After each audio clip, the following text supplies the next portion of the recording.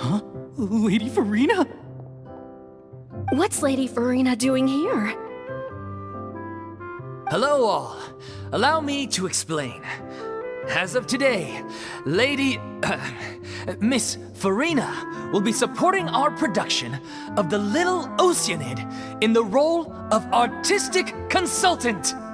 These two over here are the ones that made it possible. They kindly reached out to Miss Furina on our behalf. I'm sure they need no introduction. You bet! That was the trial of the century! You helped bring our director's murderer to justice. We can't thank you enough. Oh, please don't mention it. We're just here to join in on the fun. So, you were saying the Little Oceanid? Yeah, that's the name of our final show.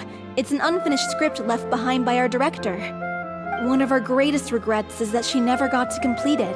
So, if we can bring it to the stage and make it a successful show, we can all take some solace in that. Wait, but if it's not finished, then... Yeah, we've been battling issues on every front trying to realize this dream. Anyway, let me give you a quick summary of what the story's all about. The protagonist of the story is a young Oceanid who transforms herself into human form, despite the protests of her family. She longed to live just like any other human, and sure enough, she found friendship and even love. Everything seemed perfect. But one day, her true identity was exposed, and her world came crashing down around her. So far, so good. A classic tale. What happened after that? That's one of the issues we've been trying to deal with. Unfortunately, this was as far as the director got with her script. We need a proper ending so we can bring this musical to the stage. But people have different opinions on which direction to take it in. We still haven't decided between a happy ending or a true-to-life tragedy. By true to life, you mean the director's sudden disappearance? Yeah, like they say, truth is stranger than fiction. But then there's the question of whether we really want to use the stage to pass our raw pain onto the audience. Exactly. A lot of the time, people come to watch a show just hoping for some light entertainment. We have to consider their emotional stake in this, not just our own. And one last thing. We're still waiting on confirmation from two of our main actors. The first is Paulo, who plays the protagonist's lover. He's locked himself away to focus on writing an ending for the script, but the deadline's passed and we still haven't heard from him. The other is Villemont, who plays the main antagonist. He took the director's death pretty hard. Hasn't set foot in the city since. He did write to us, promising that he'll be there for the final performance, but we haven't seen or heard from him since. So we're not really sure what to make of that. Although, now that we have Miss Furina helping us, maybe we should take the opportunity to get everyone back together. What opportunity? What do you mean? Maybe you're unaware, but your name has always been like a rallying cry for us. Our director was constantly singing your praises. All of us look up to you as a role model. Oh, stop! You're making me all flustered. Although, not in a bad way. I just suspect the reason they're dragging their feet is that they have their doubts about whether the show will really go ahead, considering all the issues you've been facing. But one by one, all the obstacles are being removed. Now is the time to rally the troops. Makes sense. Okay, priority number 1, let's check in with Paulo and see where he's at with the ending. He went back to Poisson a few days ago, said that staying in a friend's home might help him to relax and escape the feeling of isolation. I thought the last thing his friend would want right now would be to take visitors, given that Poisson was flooded not too long ago. But I guess it's the opposite. A friend in need and all that. Yeah, maybe he could use some company. Poisson? Nothing. I suppose my presence will be indispensable if we are to restore his faith in the show. So allons-y. To Poisson!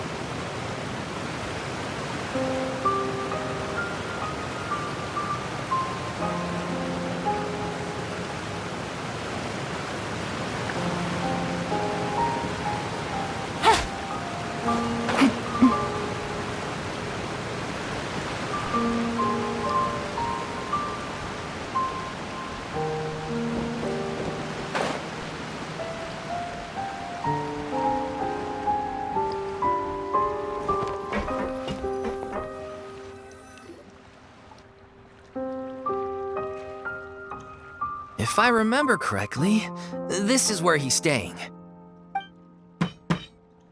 Who is it? It's me. Is the script ready? You came all the way here for that? All right. Forget that for now. Just come on out. We've got some great news. Nice try. Look, just give me some time, okay?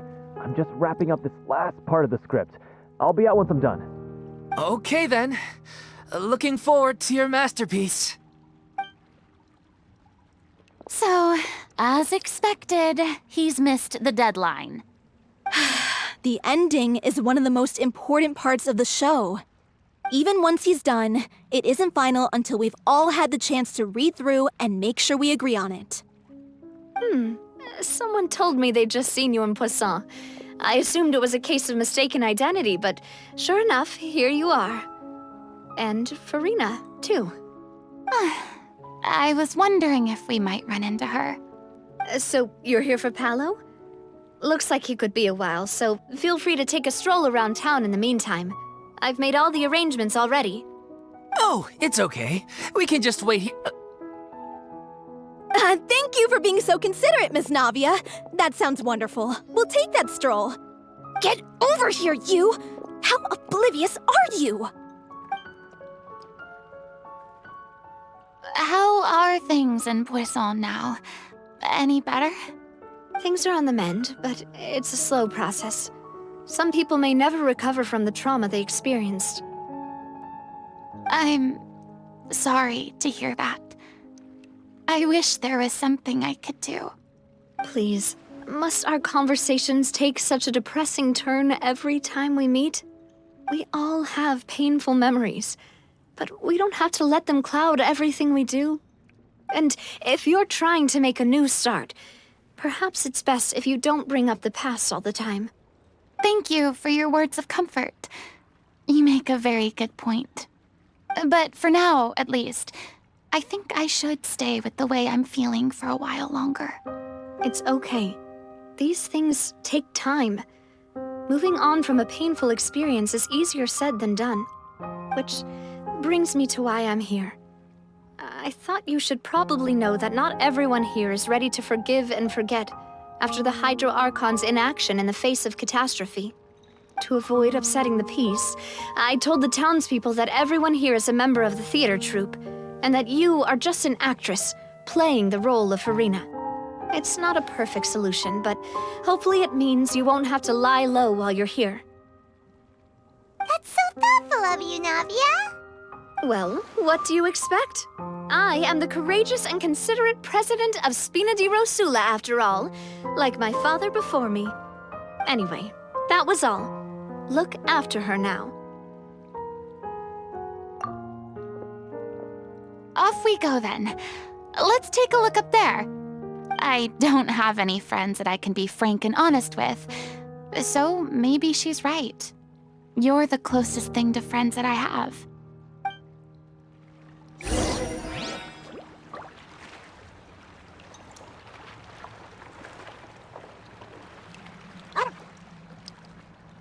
Take it easy.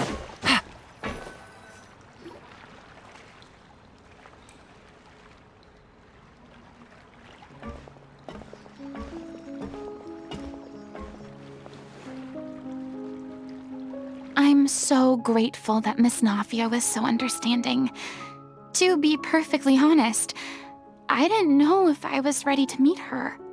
It's always easiest to just run away from your problems. But that never fixes anything. You can't get around the obstacles without facing them. So that's why you were nervous when they brought up Poisson. Yeah. I'd be lying if I said I wasn't scared of coming back here. Still, I felt it was something I had to do. As I was saying before, I want to see for myself the things that I never could in the past. I'd be overjoyed if the people here could find it in their hearts to forgive me. But they're more likely to unleash a tirade of vitriol against me, which, of course, I completely understand and accept. Yeah, I can tell people are watching me.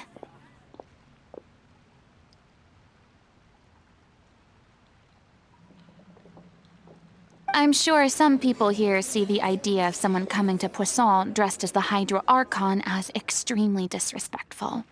I used to be terrified of the gaze of other people, especially when they had suspicion or resentment in their eyes.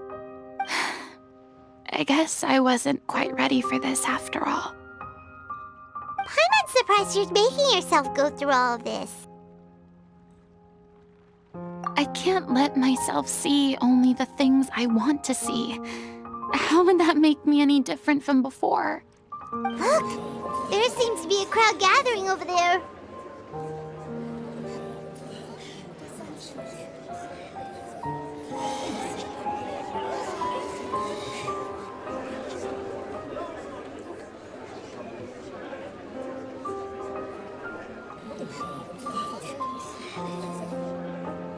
Probably time we made a move. How about we check out Spina di Rosula's ship? We should have a view of the whole of Poisson from there.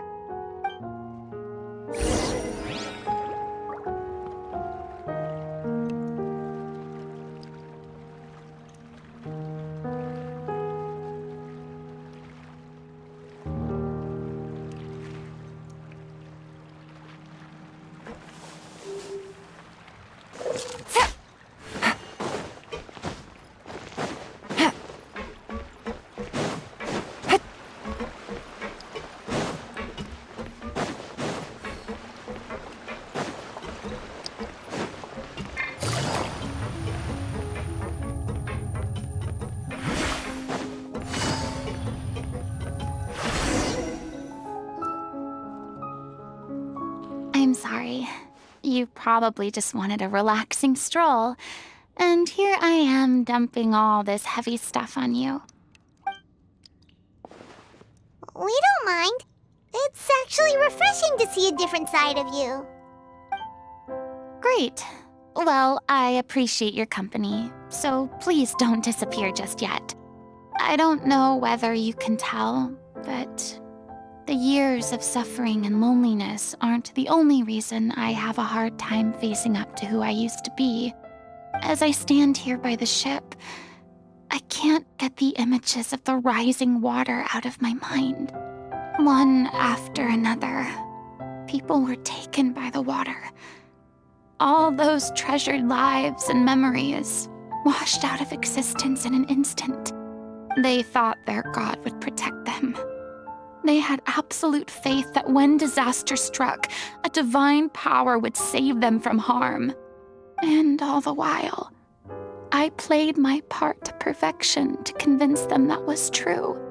But then the floodwaters finally came, and the Hydro Archon did nothing. You shouldn't look at it like that.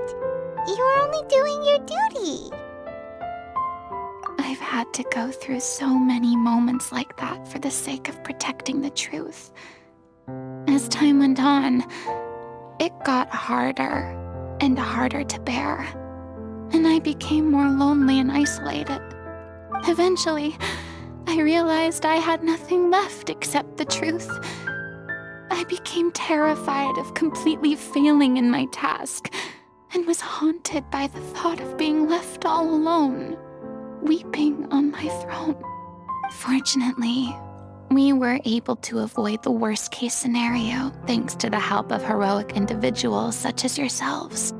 Everyone rose to their responsibilities, and I finally regained my freedom.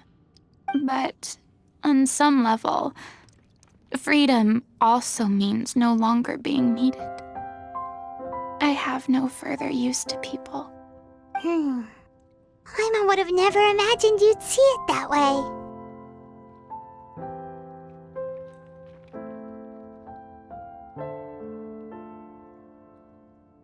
A reward? I guess so. Back then, I didn't even dare to dream about having someone to confide in. I was scared of someone recognizing me for who I truly was, and exposing the secret I swore to protect. Believe in the Furina you see on stage. She is the one you can trust. I had to keep all my feelings, all my curiosity about life to myself. No one could be allowed to know. That's what I really meant when I said I'm no good at maintaining relationships. So that's where you were coming from.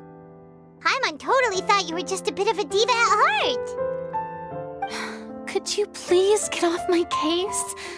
I don't know what's gotten into you today. I'm making an effort here. You could at least try to do the same. I do.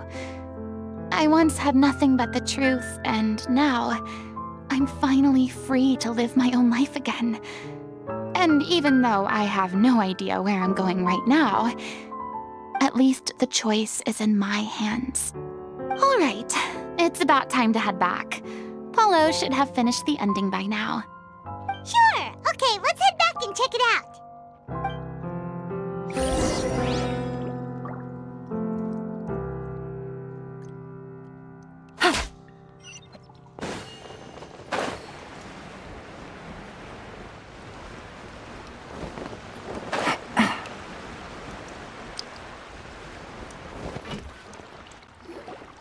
Didn't you say you needed to watch what you eat?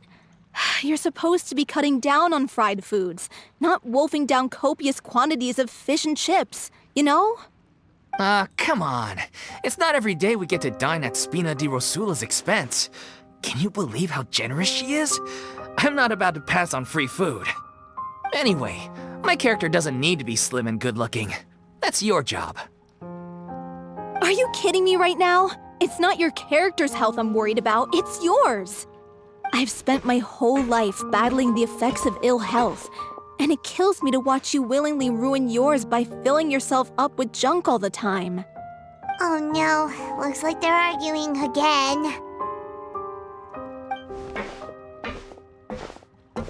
We're back! Could you maybe put your differences aside for a moment? Ah, you're back. We've been enjoying Spina di Rosula's VIP treatment in your stead.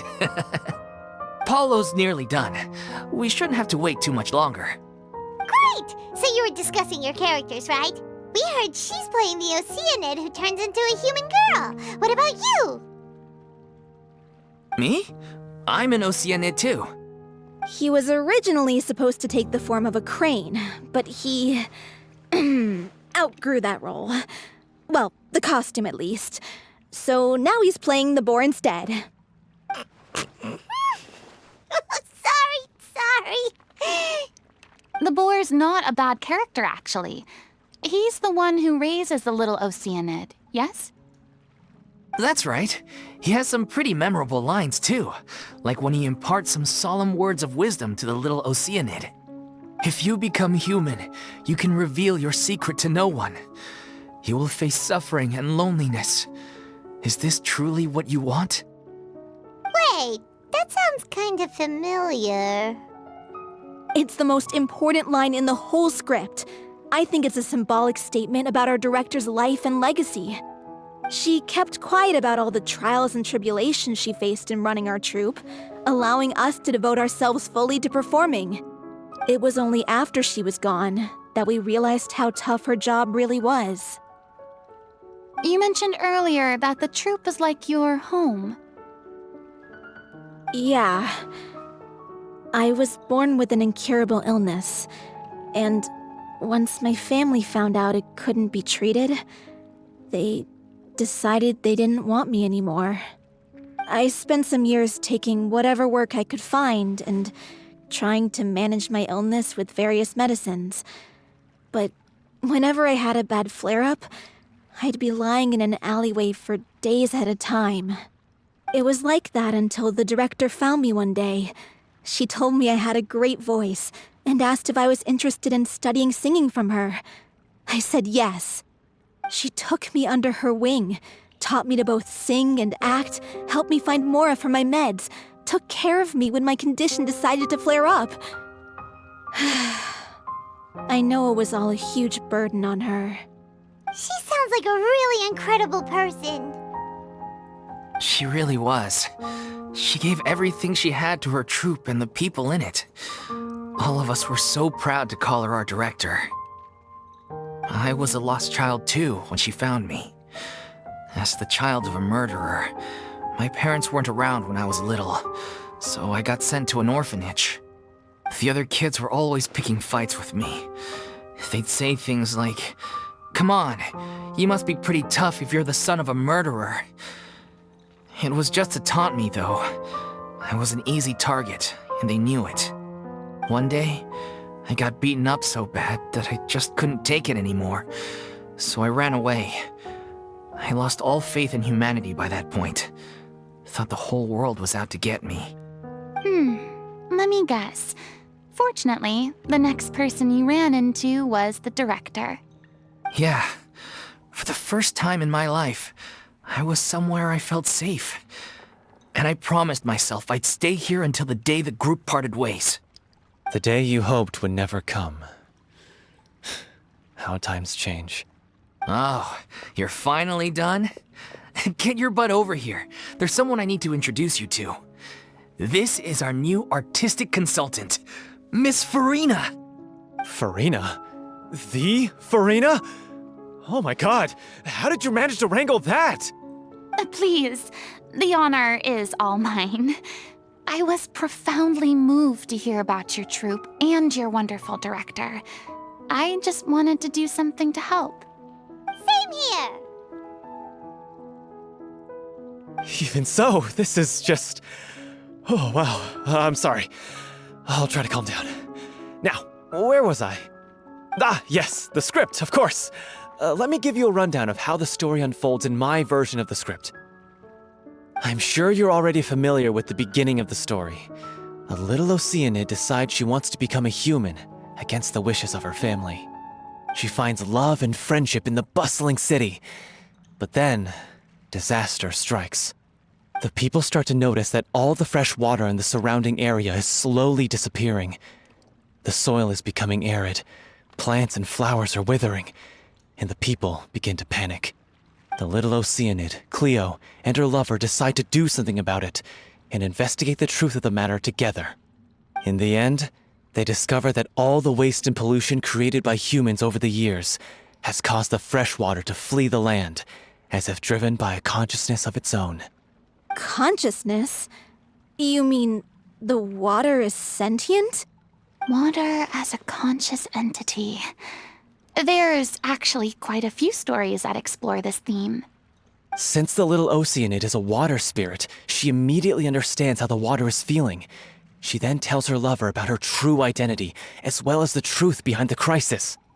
Her lover accepts her for who she is, and works with her to find a way to bring the water back. However, unbeknownst to them, there were some people eavesdropping when she revealed her secret. The little Oceanid is accused of being directly responsible for driving the water away, and faces the greatest dilemma of her life. And then? In the end, she makes the brave decision to sacrifice herself to save her lover, and the rest of humanity. Huh? But didn't they all treat Cleo like a villain? Why would she want to save them after that? Well, she mainly wanted to save her lover, plus everyone who'd stood up for her. Through her love for her human partner, she was able to find an even greater love, one that extended to all of humanity. Surely the biggest strength of Cleo's character. There's actually something else that bothers me. You know the protagonist is supposed to represent the director, right? And she never had the chance to become a hero in our world. If we're serious about dedicating this show to her memory, we should make the ending as true to life as possible. What about if the little Oceanid is hounded to death by people who hate her, her lover makes sure her secret never gets out, and humanity continues down the path to extinction? That sounds like too cruel of an ending to me, and perhaps a little irresponsible to present to the audience. That ending would be a perfect mirror to Director Aureli's death, both arbitrary and meaningless. On the day when she went missing, Director Aureli had instructed us all, somewhat out of the blue, to leave the court of Fontaine and wait for her outside the city. We waited and waited at the rendezvous point, but she never came. By the time we returned to the city, she disappeared without a trace. We looked for her. The Gardamex looked for her, but she was nowhere to be found. Increasingly, all the signs seemed to point to her being the latest victim in the serial disappearances case. The director was the kindest soul in the world, yet she was senselessly sacrificed for the sake of a so-called experiment by someone who had nothing to do with her at all. But doesn't the way she suddenly told you to leave the city suggest that maybe she had some sense of what was about to happen? It almost seems as if she was moving you to safety. I've been trying to follow up on that ever since, but all my efforts so far have turned up nothing. Villemont might know something, but he won't open up to me. Villemont? The one who's playing the role of the villain? Yeah. He's been overwhelmed by grief. I think the director's death hit him hardest of all. Grief? Guilt, more like. Also, I have a hard time imagining that anyone took it harder than me. Because, well, speaking of the play being true to life, I was deeply, madly in love with Aureli. What? You kept that one quiet. It's time to be upfront with you all. No more keeping secrets from each other. We'll never be able to agree on the ending if we can't be honest about how we feel. I did tell her how I felt once, but she turned me down pretty much straight away. She said that we were all like brothers and sisters to her, and she'd never considered us as potential romantic partners.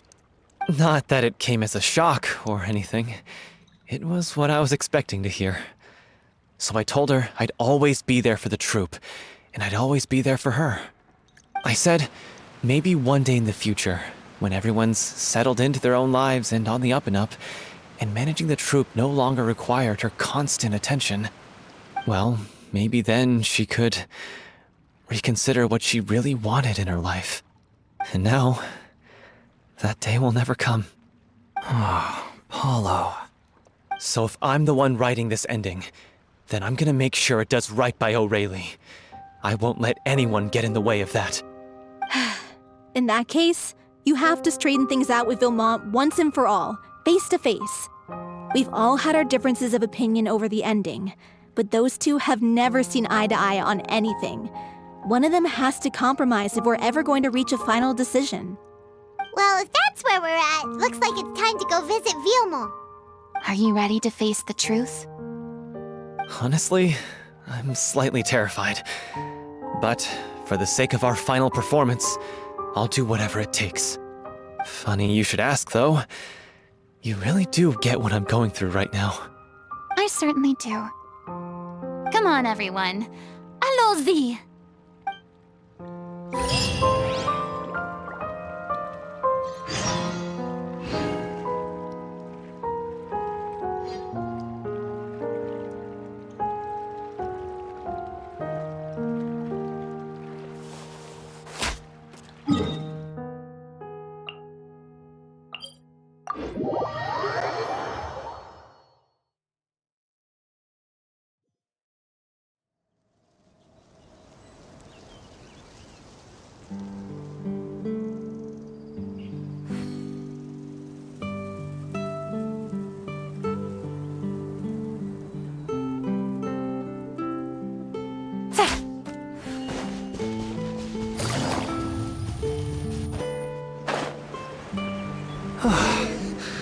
This is tough going. Delphi, are you sure you can manage in your condition? I could ask you the same question. Try to keep up.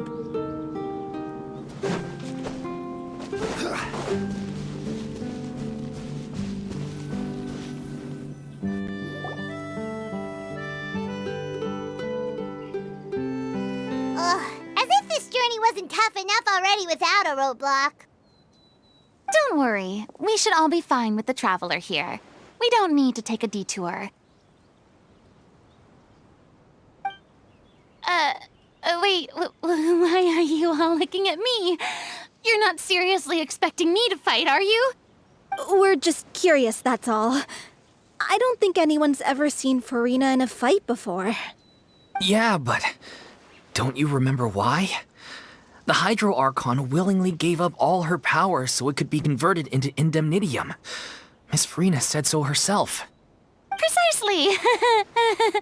And I'm not even the Hydro Archon anymore, so all my power is gone anyway. As much as it pains me, unfortunately, I should just stay put. I'm more like a damsel in distress more than anything. That sounded so smug. Ugh, secondhand embarrassment is unbearable. Hey, lay off, all right? My bluff is hanging from a thread here. I'm sorry. I got carried away. Please help us out, would you? Aw, too bad. I was so pumped to feast my eyes on fight mode Furina. Sorry to leave all the heavy lifting to you. Don't worry, piece of cake.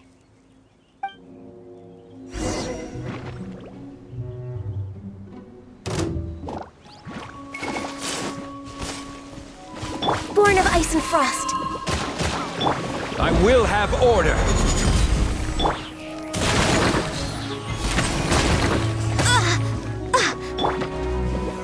Solidify. Busted. Gotcha. Bow your head. The tides beckon.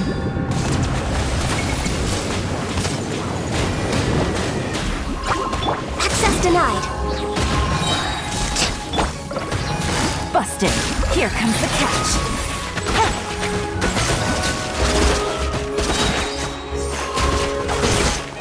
What a drag. Order guide you.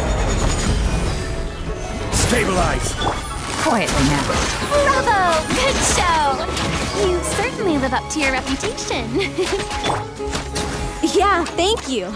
Anyway, the path is cleared now, so onwards and upwards.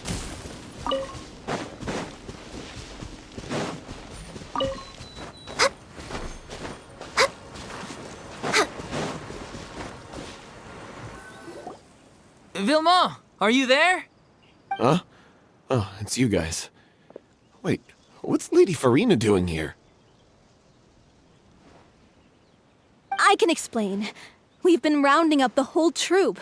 We now have everyone except you. So, you think knowing the truth about the director's disappearance will help you write an ending to the script that pleases everyone? I care just as much as everyone else about making the little Oceanid a success. That's why I wanted to wait until after the show. If I open this can of worms now, I just don't want to make things difficult between us. We're supposed to be a unit when we're on stage. Fiamma, avoiding the truth will not help anyone. Unless you mean to suggest that Aurelie's death had something to do with you. I don't want to talk about it. Listen, Fiamma. I used to think that my love for Aurelie was a point of shame. I never brought it up to anyone. But now, I've made up my mind to put it all on the table. I'm prepared to face everything, to sacrifice everything for the sake of the show.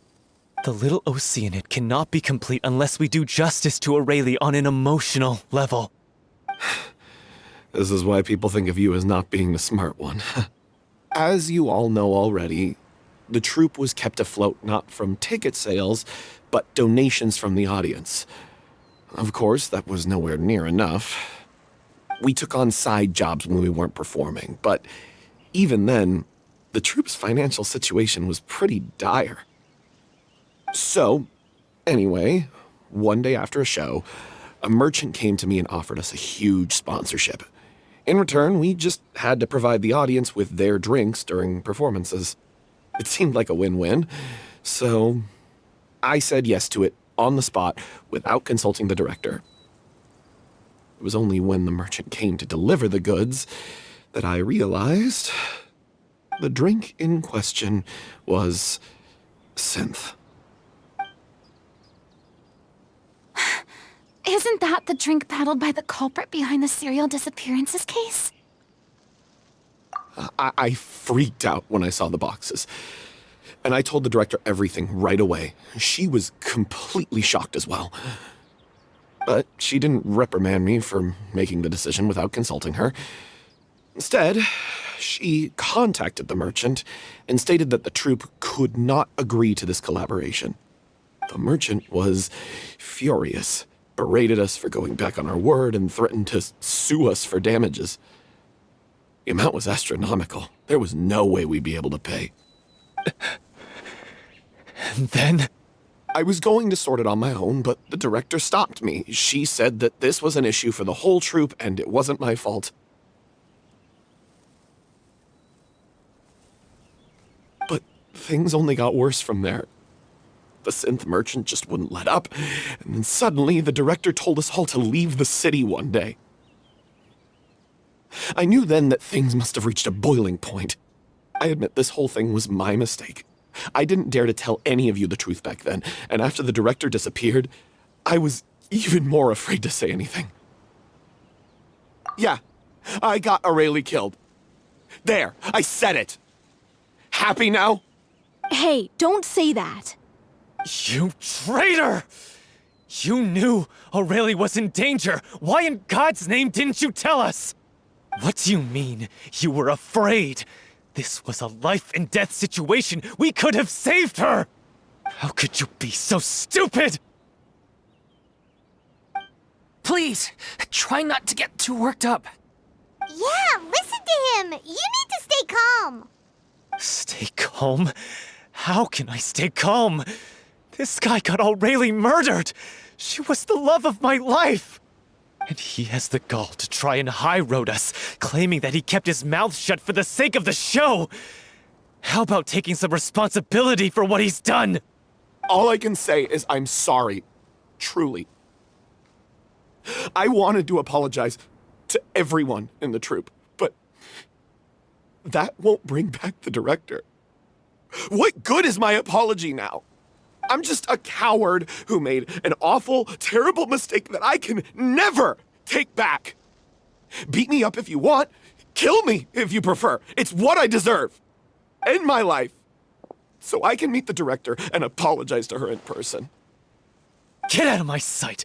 Go! Get lost! I don't ever want to see your face again! That's enough! You've screamed and shouted at each other for long enough. Now pipe down, both of you! Can you stop conflating the show on stage with your real-life relationships in the troupe? You keep saying that you want to use this final performance to pay tribute to your director and celebrate her life. How can you do that if you're just using it as an excuse to vent your own emotions? You're right. I'm sorry. On stage, the lead role is the focal point of the audience's attention. And you're all used to seeing the director as the heart of the troupe. But in her own life, her greatest desire wasn't to be the center of attention. I can tell how much she loved you all, and how much she loved the troupe. What she wanted was to build a warm home for all of her brothers and sisters, to shield you all from the storms that rage in the world outside. That's how you should remember her, and that's what you should be celebrating. I understand why you're trying to make her the hero of the story, but isn't she your hero already? After everything she did for you? Yeah. So think hard about what that means. And then think again about what you hope to achieve by arguing with each other.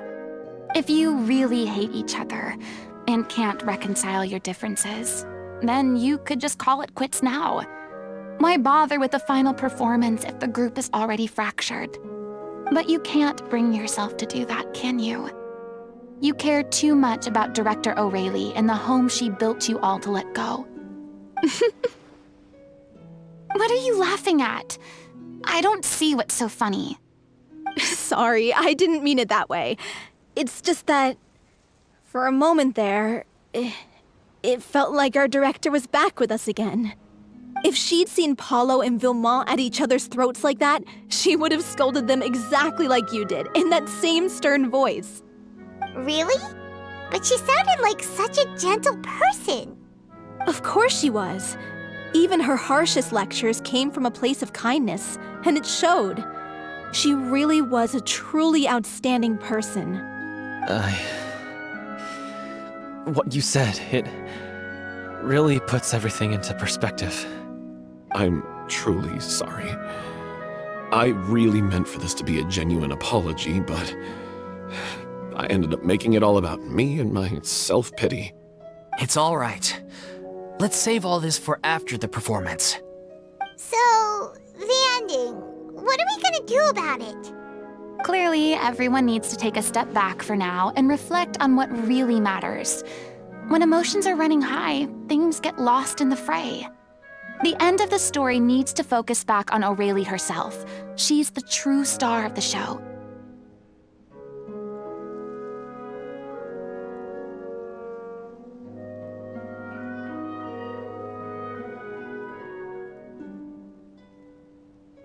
What do you mean?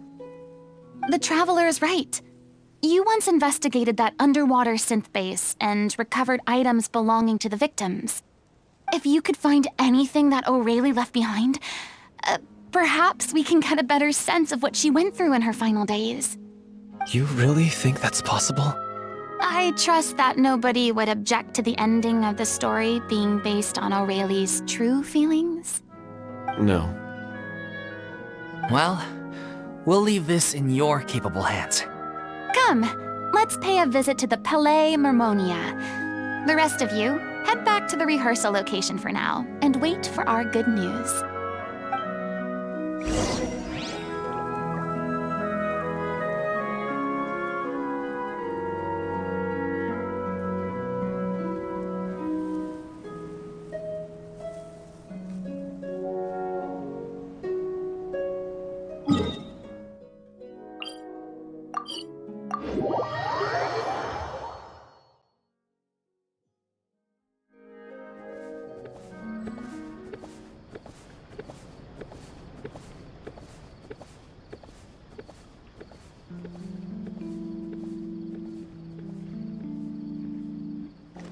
No touching! We're way behind schedule.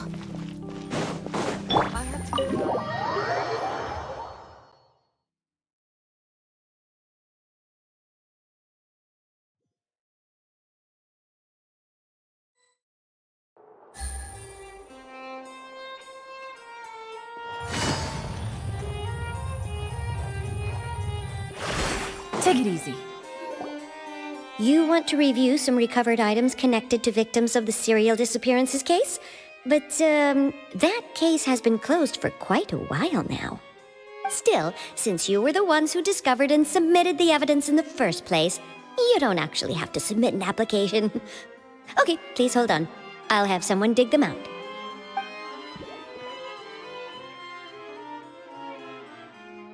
So, this is all O'Reilly left behind. Just whatever she was carrying on her person and this tattered old notebook. Hey! It's full of script lines! And sketches too! Looks like they show where the different props should be placed on stage. Let me take a look. Maybe there's something in here from after she was kidnapped. Aha! I found something. To whoever discovers this diary. Let's see. Looks like she kept a detailed record of her captor's actions. She even mentions the truth behind the experiments on dissolving young women. If we'd had the chance to examine this notebook carefully back then, it would have been a conclusive piece of evidence proving Vacher's guilt. Vacher took so many lives. It's still so unthinkable how many victims he had. I guess O'Reilly must have written all of this down in the hope that her records would one day be of use to investigators. Wait, it cuts off. Her handwriting here gets patchier and more illegible by the line. She probably didn't have much strength left. Her final words are... I'll let you read them for yourselves.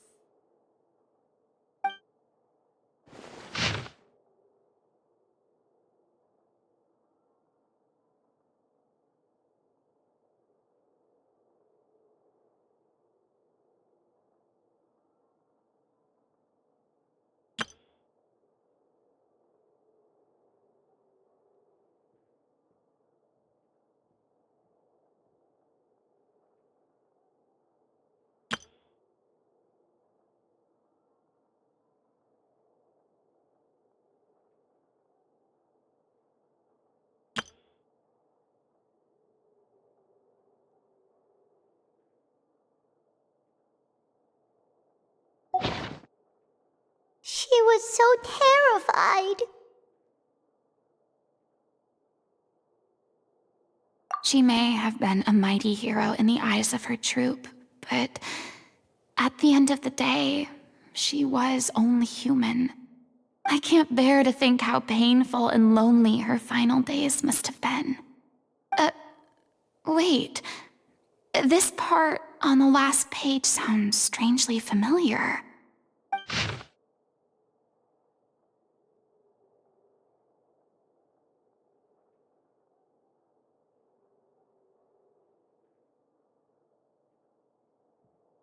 If you become human, you can reveal your secret to no one.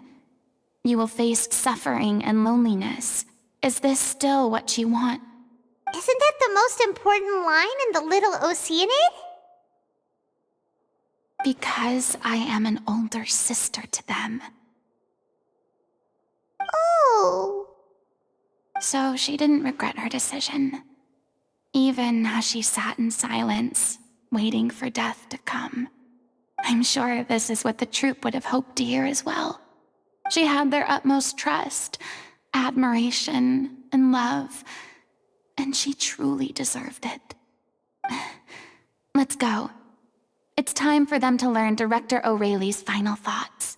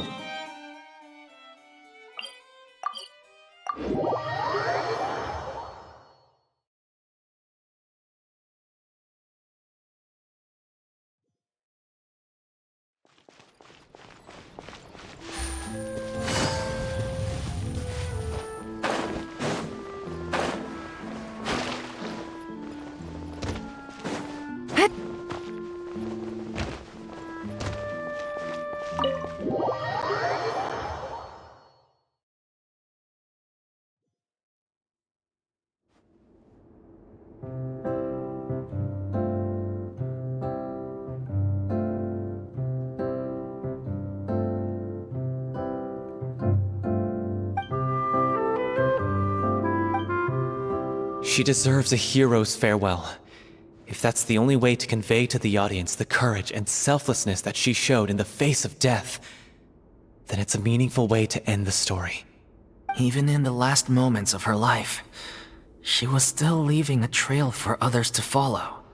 She did her best to protect as many people as possible, even if it meant sacrificing herself. We know what choice our little Oceanid would have made now. I don't think any more discussion is necessary. Well, Vilmont, if we put the past aside for now, do you think you can bring yourself to go ahead with the show? I will channel all my regret and put it into my performance, to make this a show worthy of our director. I won't ask for your forgiveness, and you don't need to worry about my feelings. This final farewell show should be about Director Aurelie and her alone. Then it seems like we've reached a consensus. I have a feeling that this will turn out to be the most mesmerizing performance of your lives. Really? How can you be so sure when you've never even seen number 4 before? Don't underestimate my experience. After watching a countless number of musicals, I've learned one important thing. If you want to move the audience with your music, you must fully commit and immerse yourself in your role, pouring all your emotion into your performance. And aren't human emotions, love, hate, regret, and hope, just the most mesmerizing things in this world? I don't believe anybody could be more committed to bringing this story to life on the stage than they are now. Thank you for the vote of confidence, Miss Furina. And thank you for supporting us through all this. Then, let's not delay things any longer. We need to discuss the details of the ending and get it nailed down once and for all. Actually, before that, I'd like to make a proposal. During the curtain call, please allow me to use the director's name instead of my own. Huh? But then... After all, this role was originally meant to be played by the director. I'm just filling in for her.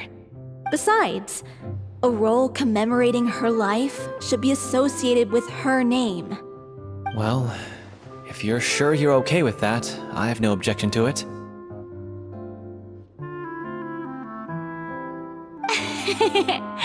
Now we're talking like a serious acting troupe. All right, I'll leave you to fine-tune your musical while I go and procure a stage. Procure a stage? Oh, it's okay. Our usual place doesn't need a reservation. That place? Oh, don't be silly. For an extraordinary show, we need an extraordinary stage. By which I, of course, mean the Opera Epiclese. Whoa, wait, what? No. That's never going to work. It's far too fancy for the likes of us. What are you afraid of? Surely you don't think that Aurelie's story is unworthy of the grandest stage in Fontaine. No, that's not what I meant. It is supposed to be your grand finale, right? I have no problem with it then. How about the rest of you?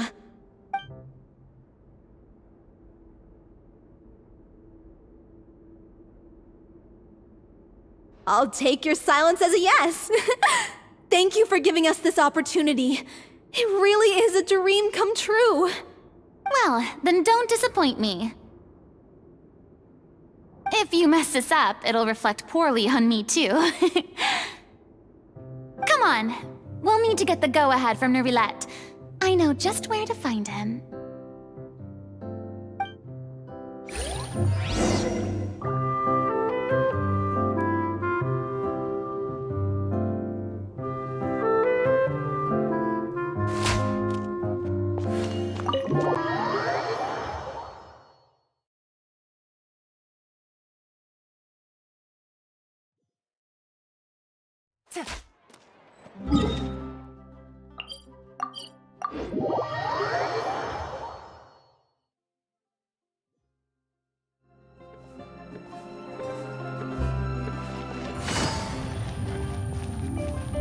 Hey! you'd be here. I'm here merely for a short break. It has been a while, Miss Furina. And you too, Traveler in Paimon. What might I assist you with today? I would like to book the Opera Epiclese for an event. You see... I understand. The process for booking the Opera Epiclese is complex and can be somewhat cumbersome. But given that the request is coming from the three of you, I see no reason to make things unduly difficult. The story of the little Oceanid is most fascinating. I'm looking forward to seeing it performed on stage. I will say, however, that I am surprised to see your passion for the performing arts rekindled after all that has happened. Huh? What do you mean? Do I look excited? Yes, and this is the first time that I've seen you like this since your departure from deityhood. At first, I just felt bad about rejecting them, so I wanted to learn a little bit more about their situation. But one thing led to another, and... well, here we are. In the past, we sat in our high chairs in the court, giving our opinions on isolated cases, all while knowing very little about the human stories behind each and every one.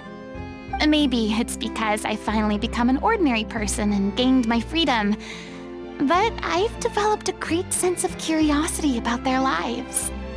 I am truly delighted to see you find a new lease on life. Now that you've regained some confidence, have you had any thoughts regarding a return to the stage? Why would you suddenly ask a question like that? Well, if the little Oceanid turns out to be a great success, it will no doubt become a classic. Many theater companies are certain to add it to their repertoire. The experiences and decisions of the protagonist, Cleo, are all modeled after your own. Naturally, this makes you eminently suited to playing the leading role. It would truly be a shame if you did not take this opportunity to allow audiences to enjoy your outstanding acting talents once more. Haven't I already made myself clear? I won't act or perform in any role ever again. No exceptions. Nor do I think it is any great shame. There is no lack of fine actors or inspirational stories, either on or off the stage. This experience is a case in point. I feel like I've learned a lot, and it has already been well worth the price of admission. I must admit, though, I'm a little envious.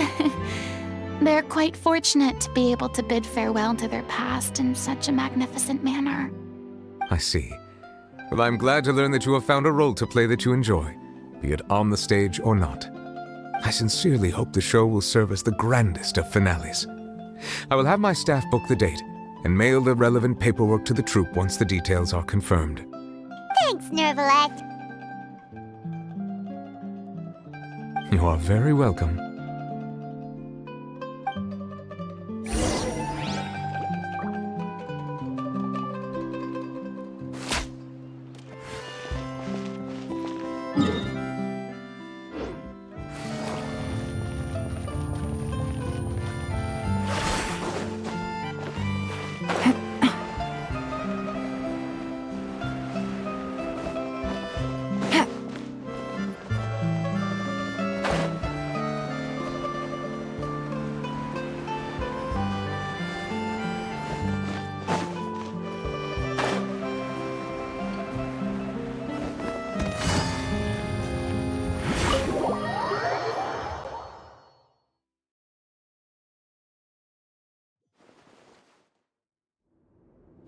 Good news, everyone!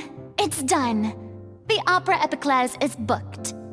Thanks to my eloquent and impassioned speech, Monsieur Nervalette was moved to provide us with a fitting stage for this special performance. We've had to fight every step of the way for this opportunity, but we now have all of the ingredients necessary to stage a truly spectacular performance. A touching story, a magnificent venue, and last but not least, a passionate and dedicated cast. Now, let's work together and make this show the best it can be. This is truly wonderful. The sooner we can finalize the ending, the more time we'll have to rehearse. Fiamma and I just went over some parts of the script and tweaked a few things. I think it's really going to resonate with the audience now. Wow, you two had a constructive conversation? That's great! Communication is vital to any good performance. Look at us! We've come so far. I never could have pictured this scene a few days ago. It's amazing! Even though Furina's still being a bit of a drama queen about it all, she's really fired everyone up!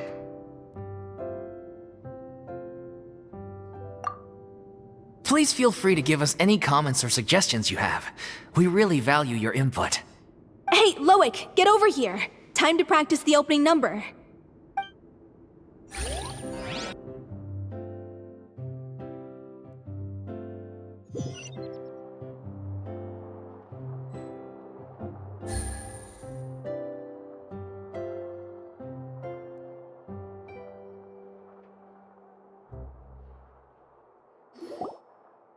Cursed Cleo.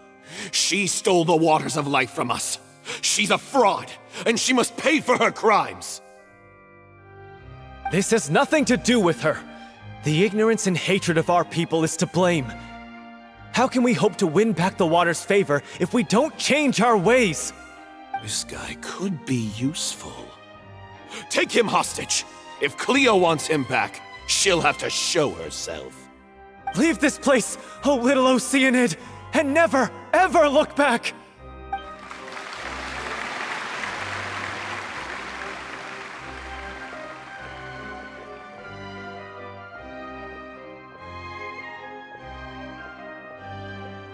Everyone's really throwing themselves into their roles. I haven't seen such a fine performance in a long time. If only... What should we do? It's almost time for her to take the stage! Why does it have to be now? Hey, what's going on? You're due on stage any second now. Oh no, not again. But why? What about your new meds? Did they stop working? They've been getting less and less effective over time. I've had to keep increasing my dose. What? I thought they cure it. So they were only managing your symptoms? I figured whatever it took to get me through this final performance. How could you do this to yourself? And after that lecture you gave me about not looking after my health. I'm sorry. I've let everyone down. You... This is a conversation for another time. How can the show go on without its star performer? Miss Furina, I'd like to make a request of you. Say no more. If you're sick, you need to rest. I know what you're going to ask. Loic, your character has no more scenes, correct? Oh, yeah. I think my scenes are all done. Although, I do have one more line. But I guess another guy in the troupe with a similar voice register could take it. Why? Please take Delphi back to her place to rest.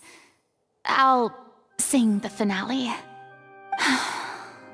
From the sublime to the ridiculous.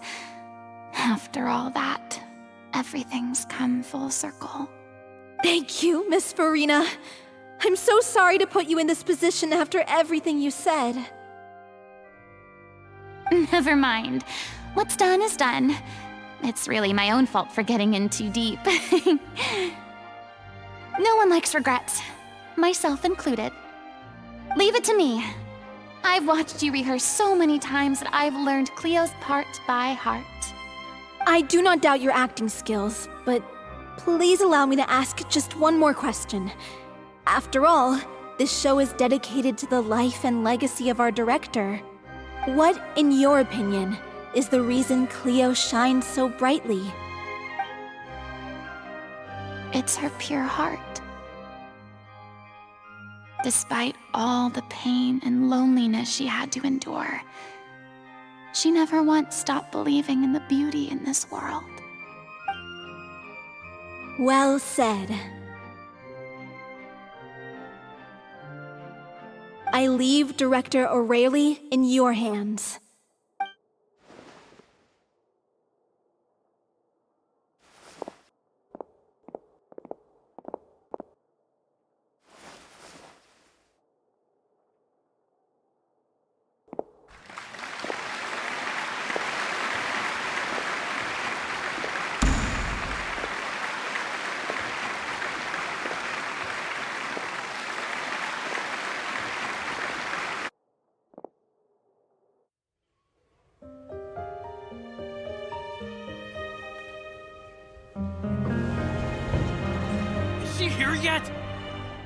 Elsie, get here! She's not coming! You're wrong. She's here.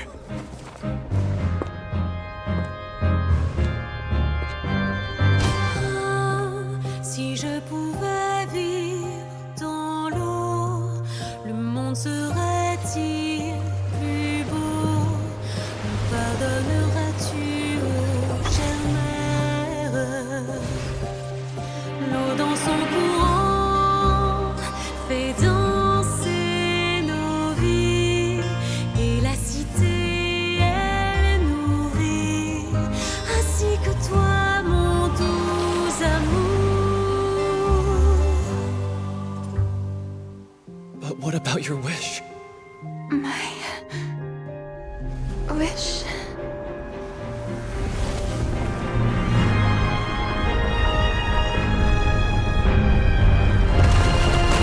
If you become human, you can reveal your secret to no one. You will face suffering and loneliness. Is this truly what you want? Le grand amour ne suffit pas, seul un adieu fleurira. C'est notre histoire de vie, douce et amère. Moi, je serai toujours là, à voir le monde et sa beauté, et ça ne changera jamais, jamais.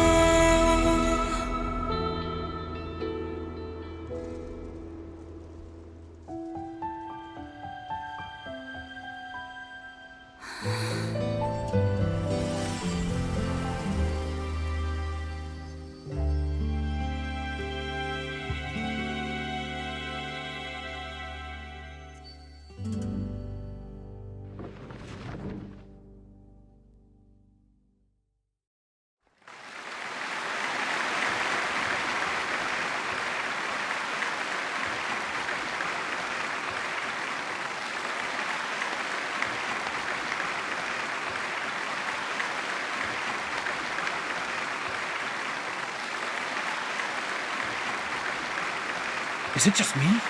Or was that Lady Furina on the stage just now? She hasn't been seen for a while now, and she just appears out of nowhere?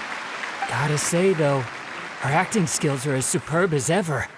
The little Oceanid, Cleo, played by Aurélie Fumont.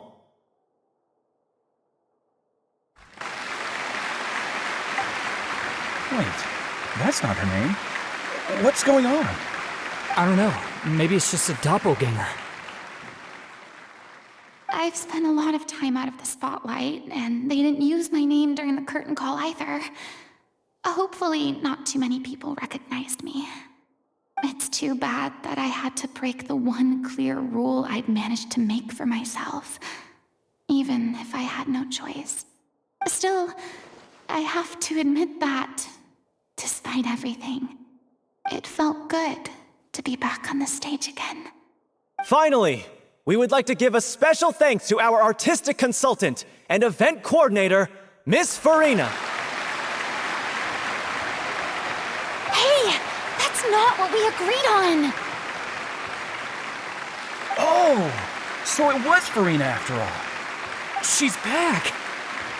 Honestly, what is he doing? He should have run that by me first. All right, calm down, don't be mad. This was a group decision. We just didn't want your contributions to go unacknowledged. After all, it's been the rule in Fontaine since ancient times that everyone's work, visible or invisible, is equally deserving of recognition.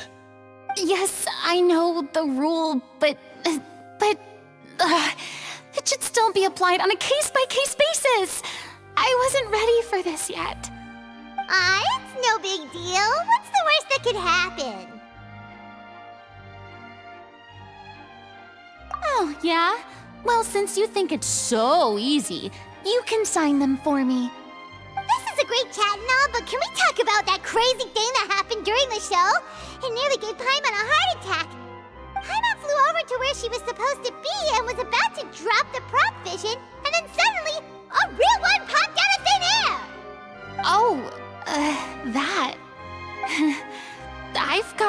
idea what happened there either.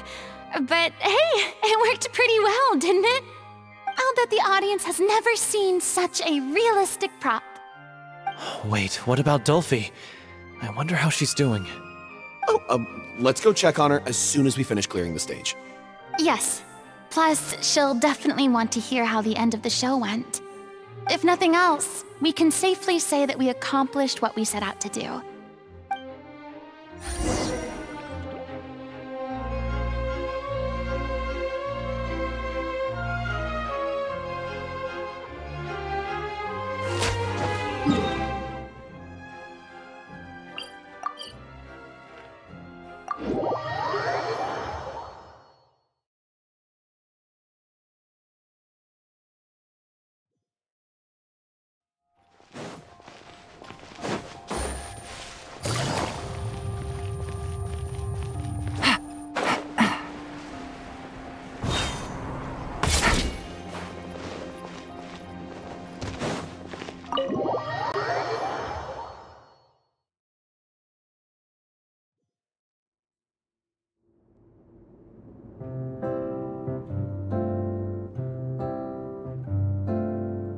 Ah, you're back.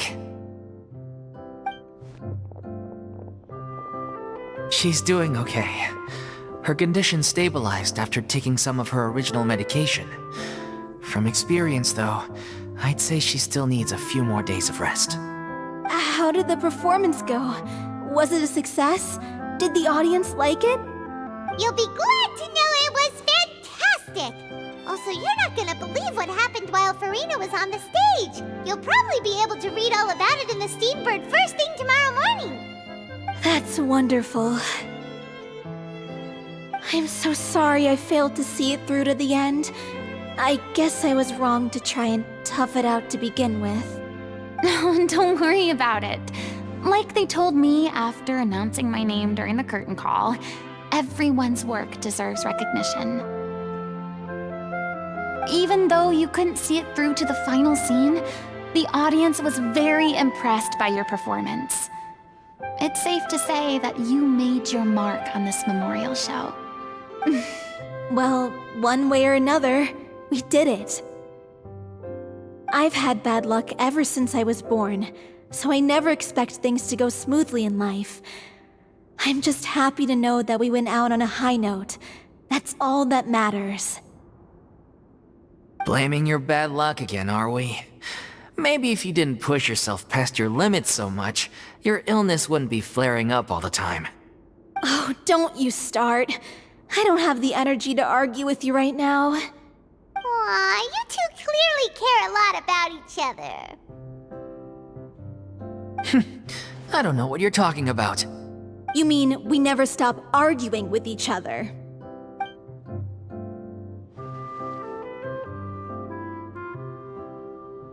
So, any plans for the next step?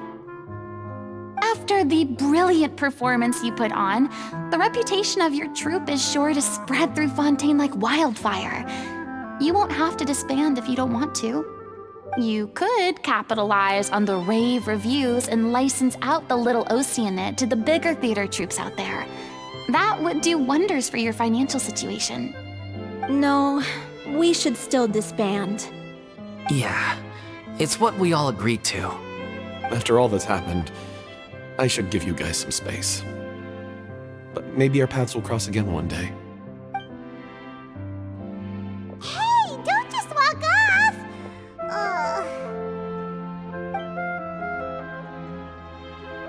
I still want to keep performing, so I might join another troupe.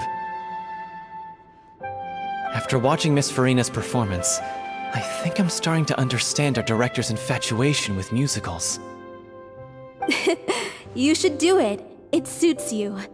I'd originally hoped to keep performing too, but I don't know if my health will allow me to. Oh, so now you finally got your priorities in order. I guess I'll hold off until you've properly recovered as well. What about you, Miss Furina? Any future plans? Well, frankly, I think a return to obscurity is no longer an option for me. I'm sure a slew of consultancy requests will hound me wherever I go, until I finally acquiesce. You rather sealed my fate there with your special thanks at the end of the show. Sorry. It's quite all right. No need to apologize.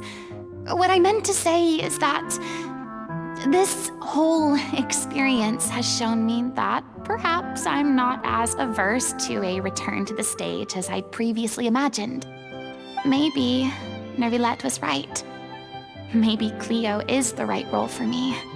I still don't wish to pretend to be someone else, but I do have a desire to express myself.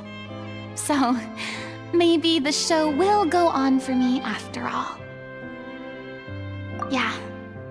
There was once a time when I was an actress in a masquerade, seeking only to hide the truth. But from now on, I want to spend my time learning real stories about real people and how they touch the lives of others around them. I want to watch them blossom and wither, see them refined on the page, retold on the stage, and remembered long into the future. I'm sure this is what captivated director O'Reilly as well. Sounds like you're ready to stop running from your true calling. The more you get out into the world, the more you'll discover what a fascinating place it is.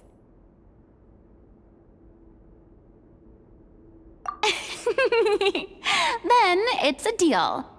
If a vision is a gift from the gods, then I should do my best to honor it.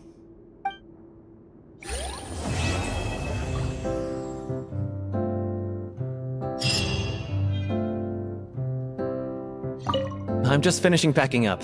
As soon as I'm done, I've got an interview with the Steambird to get to. Thanks to all your help, the show was more perfect than we ever could have hoped for. But most of all, I want to thank you for giving me the chance to finally say farewell to O'Reilly.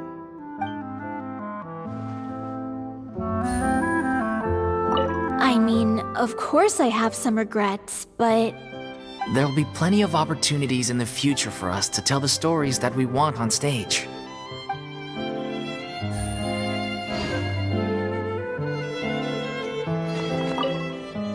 It's ironic to think that in my whole time as a god, I could only ever dream of receiving this kind of power. And now that the gods have given me their blessing, it actually feels more like I'm finally able to take my fate in my own hands. Is that how humans feel about it as well?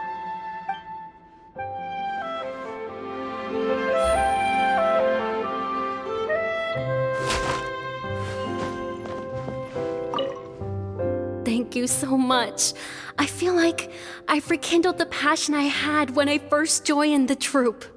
It might turn out to be too little, too late for me. But still, this has been the experience of a lifetime.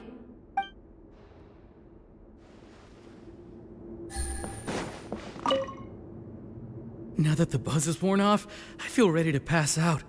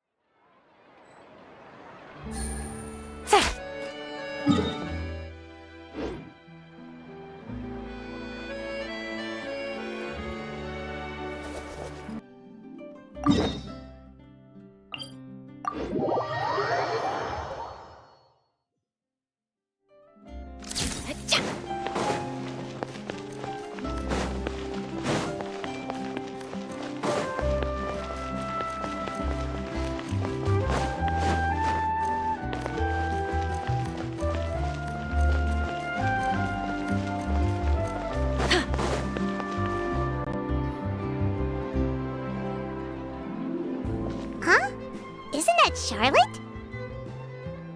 What could she want with Lapine Pauline?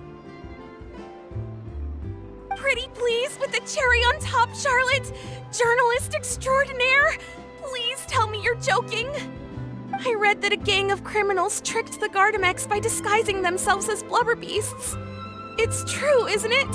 It has to be. I've invested all my savings into graph adversarial technology and even taken out a sizable bank loan. I'm begging you like the beggiest beggar in all of begdom. Okay. I need you to calm down a little, Miss Lapine Pauline. I admire your passion for your research, and I don't mean to dash your hopes for those, big-ticket orders. But I'm afraid I'm not joking. The Blubber Beast incident was a short story mailed to us by an anonymous amateur author, written in the style of a true story. Oh, Paimon sees what happened here. Sounds like the report Lapine Pauline read in the Steambird wasn't in the news section after all. Funnily enough, I actually remember being in a meeting where the editing team was debating the potential risk of misleading the public with this story. They even went to Maison Gardiennage for advice. But to our surprise, they fully supported us printing it. They figured that the false intel would be a great way to dupe potential criminals into wearing ridiculous costumes when breaking the law. In truth, Gardamex are extremely sophisticated in their capabilities. They can identify criminals just as reliably as the best human guards, so a crude disguise isn't gonna get you far. If anything, it'll just make you stand out all the more. Since we ran that story, the Maison Gardiennage has made a slew of arrests, including, one phantom blubber beast, a titanic red-crowned finch, and a specter man. So I knew this story had helped out law enforcement, but this is the first time I'm learning of an innocent citizen being deceived by it, and investing so much Mora for nothing.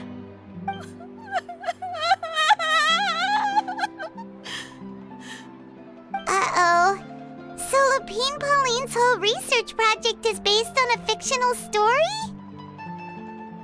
Which means we're not gonna get a big bonus after all. But more importantly, she's gonna lose everything she's invested. Traveler! Paimon! You're back! I was in the area taking some photos for a story when I got to talking to Miss Lapine Pauline about her research. She told me about your collaboration. She was hoping I could write an article to spread awareness about image recognition technology. She even paid me for the article and gave me one of her prototype devices before I could get a word in. I unfortunately had to dash her hopes, and I'm afraid all your hard work was in vain too. She's desperately trying to find a way to rescue the project and get you the Mora you're due. I've tried to let her down gently, but she's finding it all very hard to accept.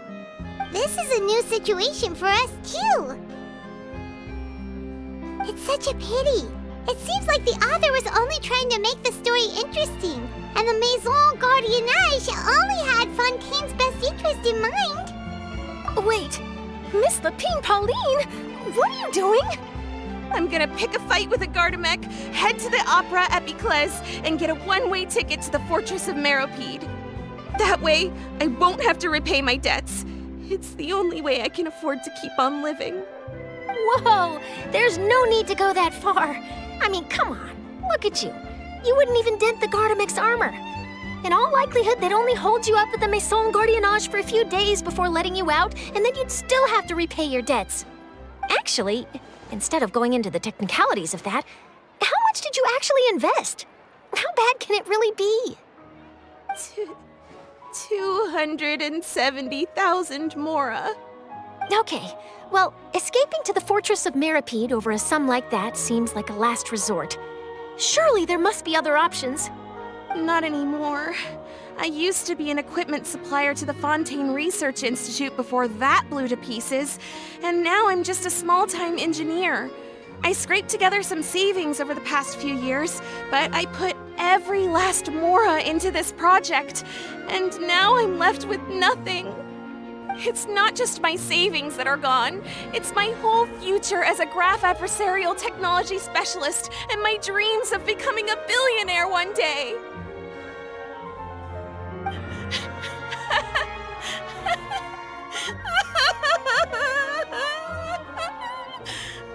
My life is over.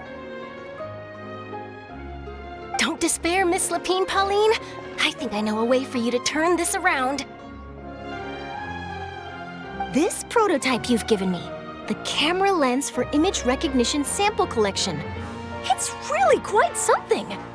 You said you designed it specifically for high-fidelity image capture and analysis, yes? The rapid focal length adjustment is a very useful function in its own right. It's sure to make many journalists' jobs much easier. In fact, I'd say it has the potential to revolutionize Fontaine's news media. So your research efforts thus far are by no means in vain. The technology you've developed may have many applications that you've never even considered. Really? Absolutely. I've been working as a journalist for the Steambird for a long time now. No one understands the issues we journalists face on a day-to-day basis better than me. So keep calm, take heart, and start thinking about mass production. In the meantime, I'll show your invention to all my colleagues to drum up interest in your product. I can't believe it! If this is true, then I can look into setting up a whole camera lens development pipeline. My big-ticket orders and billionaire aspirations are still in the cards. Oh, maybe I should consider taking out another loan. That way, I can rapidly improve the lens production process, be the first to market, and prepare to battle for dominance in the camera industry. Come on, stop daydreaming about your pipelines for a minute. Just take it one step at a time and see how it goes. There's no sense in putting all your eggs in one basket before things are even off the ground.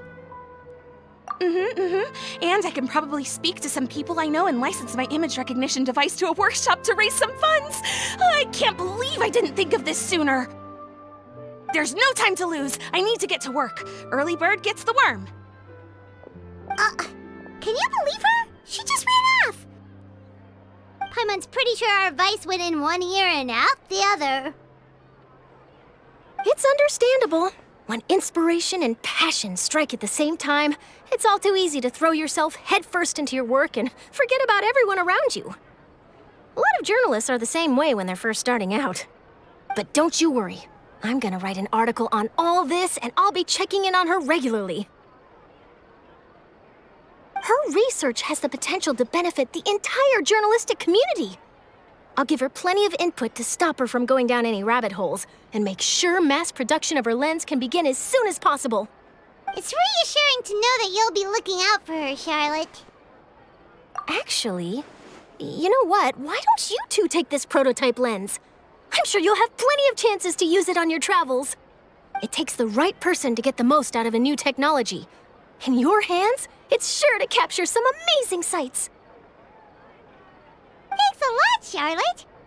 No bonus, no biggie. This makes everything worth it. You're welcome. I got something out of this too. The beginnings of a very interesting news story. The boundaries between real news reports and news-like fiction must not be blurred, even when there's a compelling justification for doing so. Yes, that's how I'll phrase it to the editors when I give them my feedback. Let's hope we don't mislead any more well-meaning citizens in the future.